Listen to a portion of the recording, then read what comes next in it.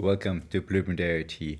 Something big just happened and Qualcomm actually acquired Arduino, the main competitor of Raspberry Pi. Arduino Raspberry Pi, the never-ending fight between the two platforms, and now we have a big move here with Qualcomm acquiring Arduino and actually launching a new product, the Arduino Uno Q.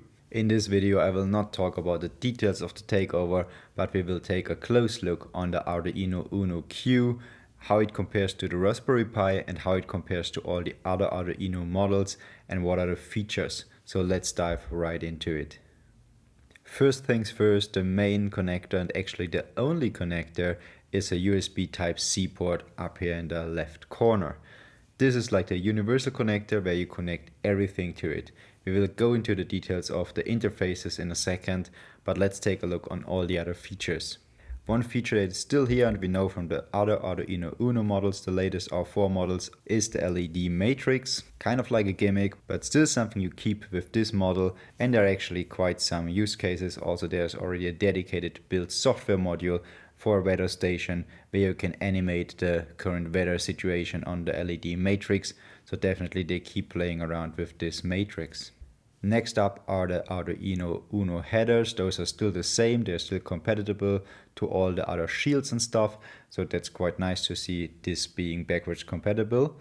And moving on up to the left corner is a button, an on and off button, a power button, which is also something I think a lot of people waited for quite a while with Arduino as well as with Raspberry Pi, and now it became kind of a standard to have a power button on the board itself to not always unplug the cable to just restart your unit. Some of the more dramatic changes are down here in the left corner, which is basically connectivity, and I think that's where Qualcomm can definitely help Arduino finally stepping into the wireless era after so many years. Arduino tried hard, always had some kind of makeshift solutions.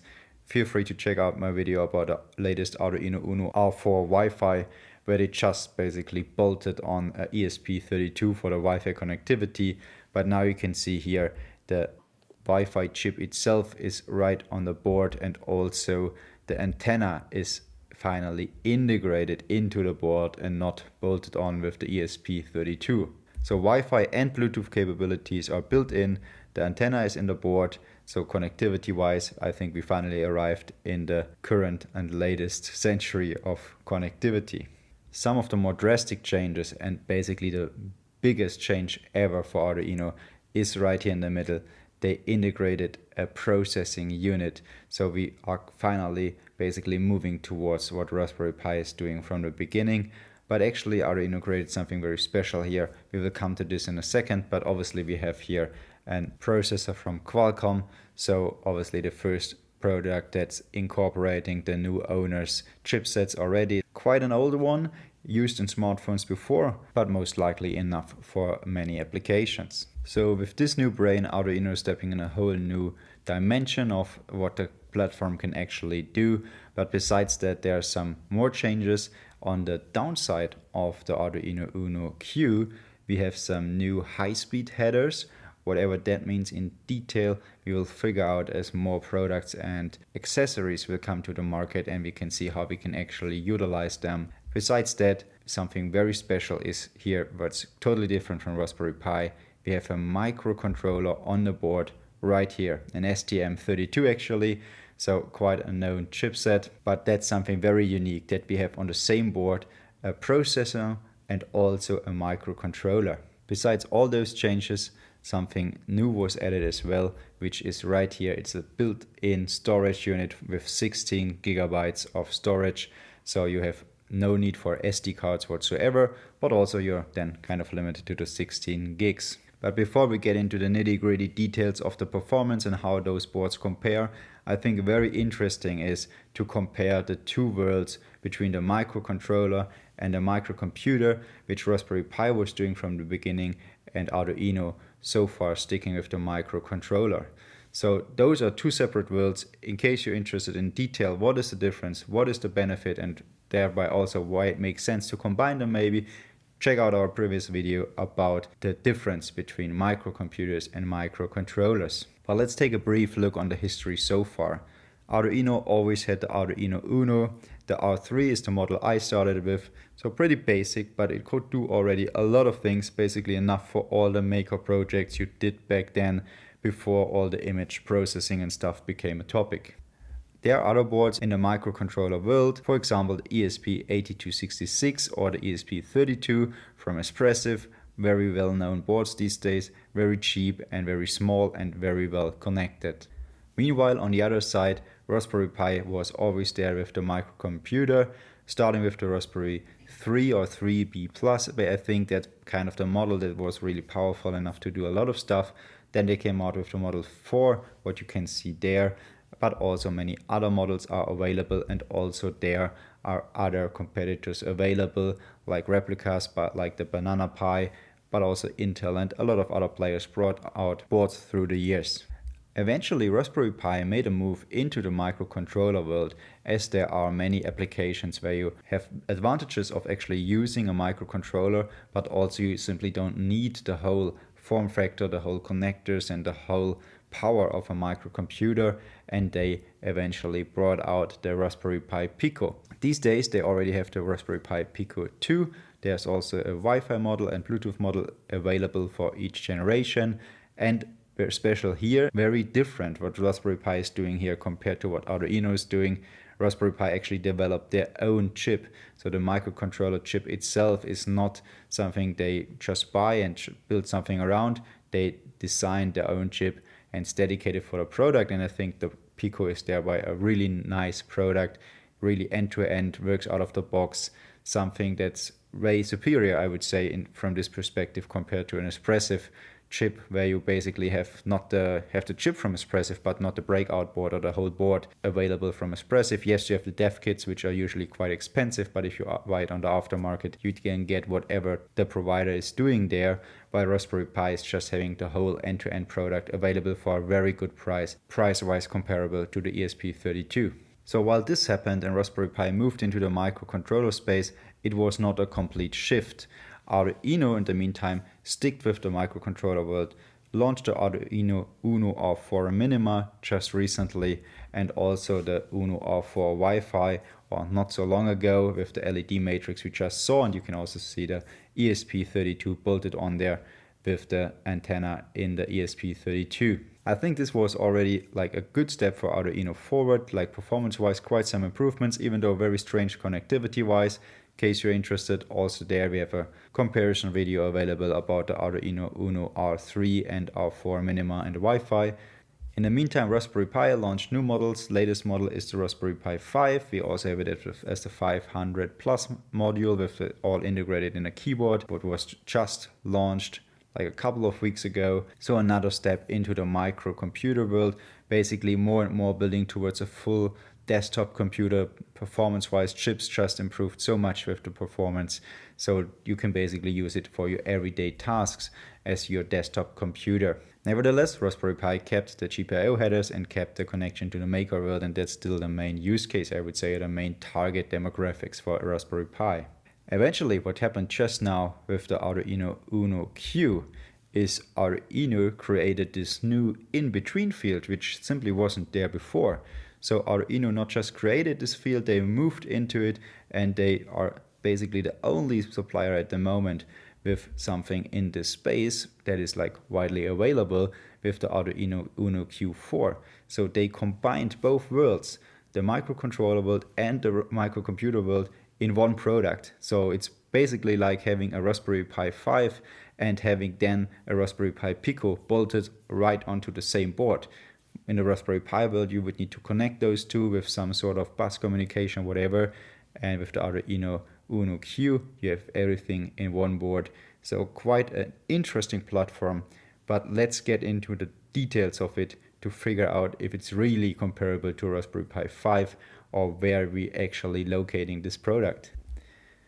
Taking a look at the use case, Arduino is presenting us with this nice picture, kind of looks like the dark side against the bright side if we're looking on the Raspberry Pi pictures. So Arduino here is already showcasing that you need a USB-C hub basically, and that's how they envision the use as a desktop machine. So in the picture you can see they even connected the keyboard and the mouse via Bluetooth. Of course you could do it also via cable through the USB-C hub, and then they connected here the headset and monitor and everything through the USB Type-C hub. Meantime, on the other side, Raspberry Pi with the latest Pi 500 Plus module, but the connectors are basically the same for all the Raspberry Pi form factors. You have the mouse and you have the display and you have everything plugged into the keyboard itself with all the connectors present. If you take a look on the Arduino board, you can see it's quite crowded and maybe there was simply not enough real estate available for all those connectors. Also, it's a cost factor, of course,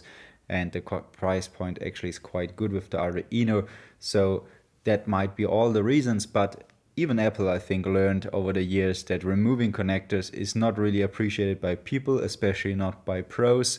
And I think especially in the maker community, you really like to have just a lot of connectors to plug everything in and not always have to carry some sort of adapter with you around. That's already a hassle for so many things.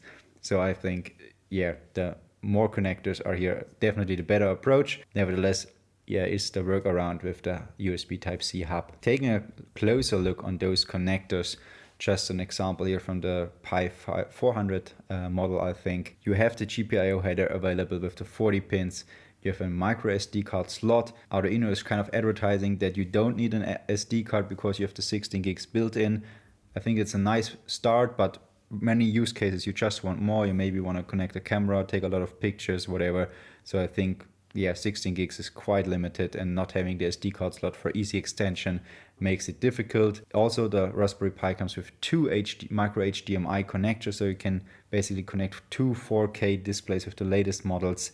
You have the USB Type-C for the power supply. You have also USB Type-3 for mouse, keyboard, whatever is still using old connectors. They also kept the USB Type-2 connector, which I think already showcases you how much they are taking care on those details, that you're really compatible to all types of interfaces and all types of accessories. And also a very interesting one, or for me I think important one, is you have a gigabit Ethernet connector. So when you want to use it as a server, kind of media server, whatever, you have the cable, the wired and fast connection available. So really a lot of use cases are covered in terms of interfaces.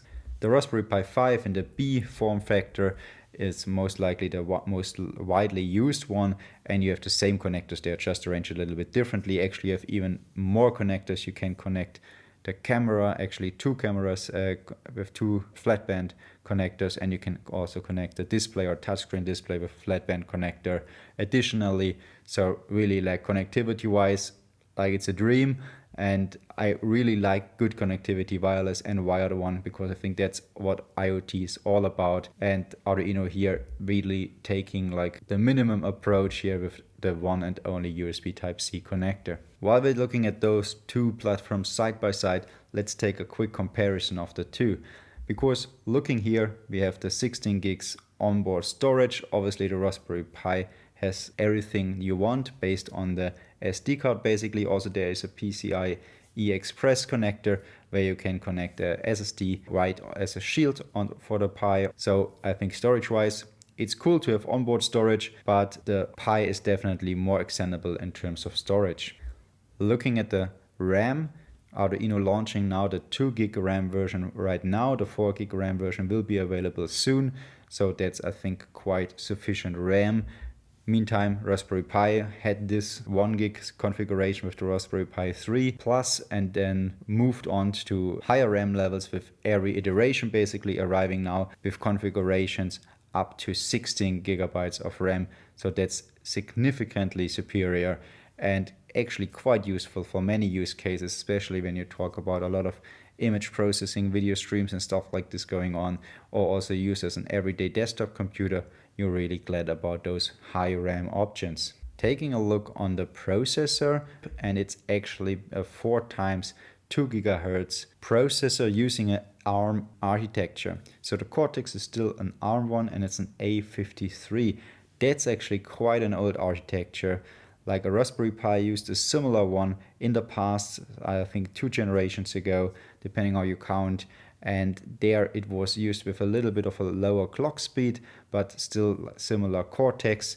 And nowadays Raspberry Pi moved on to the A676 ARM architecture, 4 times 2.4 gigahertz, not just clock speed wise superior, but also in terms of performance and architecture of the Cortex. It's just way more advanced. I kind of puzzled why Arduino opted, or like Qualcomm opted basically, to put in such an old chip here. It's quite a power efficient one, but also not really. This board is maybe meant with all this LED matrix and so on to be bolted into some battery devices or something. So I don't know if that's the main constraint here. Also, Qualcomm has this big portfolio of chips, so they could have just put in like a really powerful one. But I think it's just giving us a hint here that the target use case is not, as with Raspberry Pi, to make it available as a desktop computer, full power desktop computer. And the use case is much more on the still focused on the microcontroller side, just adding basically functionality through the microcomputer bit here, but not positioning it as like a high performance application.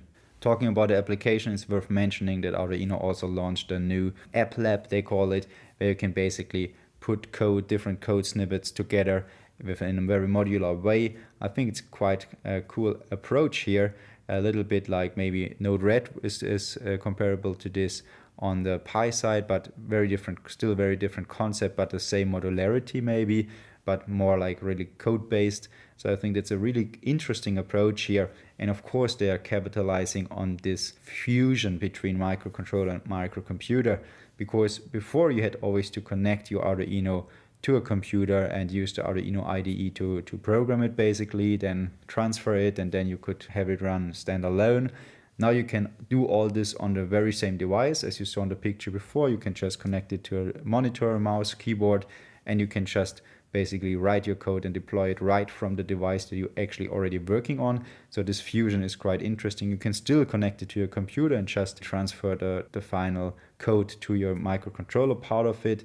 So the combination of the fast microcontroller world, but also the capabilities of the higher levels of computing basically is interesting. There is in case you're asking, no dedicated AI core or something on there. So I think also there, maybe Raspberry Pi is much stronger positioned, but it's a first step for Arduino, and it's an interesting step because of the combination to basically use the power of processing from the Qualcomm chip, but also having the speed and the well-known use cases for the microcontroller. We talked a lot about speed and performance now, so let's take a look how the new model compares to the older Raspberry Pi models. So you can see here the Arduino Uno lineup, the Uno R3, R4, R4 Wi-Fi, and the new Uno Q. So I will not go through the old ones again. Check out the previous video where we do all this in detail. We just want to see basically how the new one fits in there. So price wise, first of all, we should end up around 40 euros. That's still like quite, depending on where you're looking at, it's not really available yet.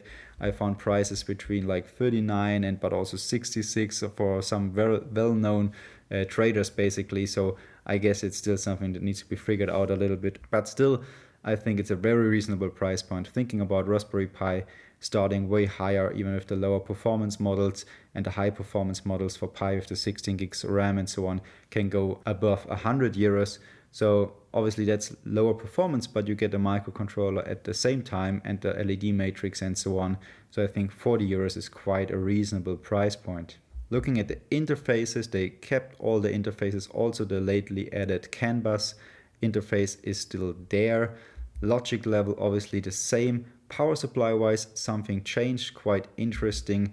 We are now limited to the 5-volt input. I think that's purely through the fact that we have now the microcomputer world there, which just maybe needs higher power demands, and it would be more effort to DC-DC convert it to the 5-volt level that they need maybe.